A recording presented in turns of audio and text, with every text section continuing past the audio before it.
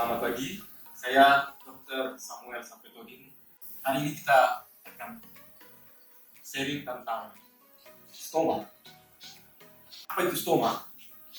Stoma yaitu pembuatan lubang pada dinding abdomen di perut yang tujuannya untuk mengeluarkan kotoran, feses. Bagaimana cara membuat stoma tersebut? Stoma itu bisa kita buat dengan cara melalui laparotomi.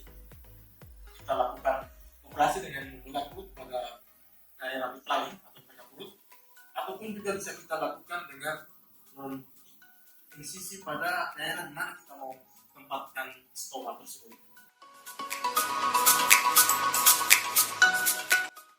Indikasinya kita bisa lihat bahwa kita lakukan stoma itu kalau pertama karena obstruksi itu banyak penyebabnya, bisa karena tumor, bisa karena perlengketan, bisa karena cepatan khusus.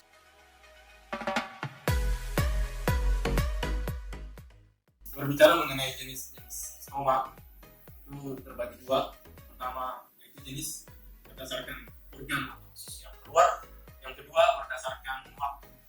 Mengenai usus yang keluar, yaitu kalau usus halus yang keluar biasanya disebut ileostomi, sedangkan kalau usus besar kita sebut kolostomi.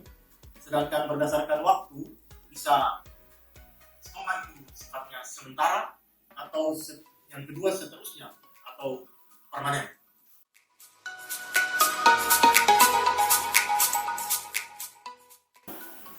Nah, pasien-pasien yang mengalami stoma diharapkan beraktivitas yang minimal. Maksudnya minimal yaitu pasien setelah operasi tidak boleh melakukan pekerjaan yang berat yang membuat tekanan intra-abdomen atau tekanan perut yang tinggi. Dan kedua, dihindari supaya pasien tidak mengalami batuk yang keras yang kita takutkan akan menyebabkan prolaps stoma. Prolaps stoma itu stoma itu keluar, menonjol keluar.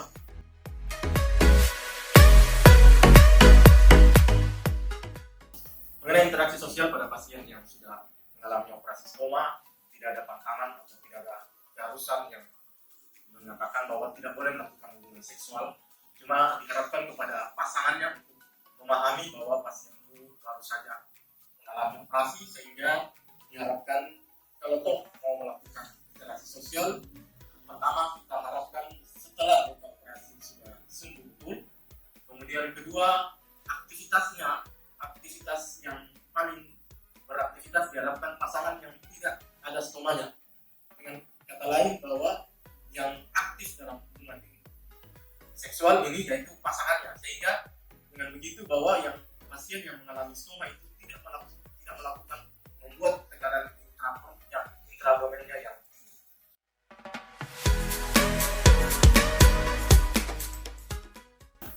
Masalah utama yang paling sering ditemukan pada pasien-pasien stoma yaitu pertama itu iritasi karena cairan stoma, terutama di stoma yang ileostomi, yang khusus harus yang keluar itu cairan, karena cairan di situ mengiritasi kulit sekitar stoma, maka terjadi iritasi sehingga sekitar stoma itu terasa perih. Nah, untuk itu bisa diatasi dengan cara pemasangan stoma yang betul.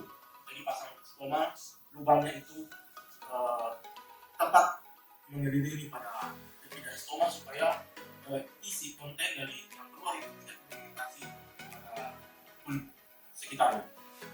Sedangkan komplikasi pemasangan stoma itu bisa terjadi prolaps stoma. Jadi prolaps stoma itu stoma keluar dari usus, menonjol keluar panjang, bisa sampai 1 meter, 30 cm keluar dari stoma tersebut.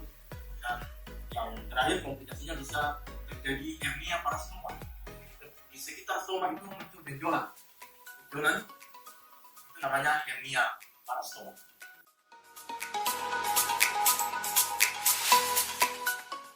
Kapan pasien kalau pulang ke rumah datang kontrol tidak ada ketentuan yang mengharuskan, itu sama sama dengan ketentuan perawatan luka. Kalau pasien sudah mampu untuk merawat sendiri stomanya dengan baik, bisa kontrol mengenai penyakitnya ke dokter untuk melihat perkembangan selanjutnya. Tapi kalau terjadi masalah seperti iritasi atau komplikasi seperti terjadi prolaps atau hernia parastoma, diharapkan segera ke dokter yang merawat untuk dilakukan tindakan.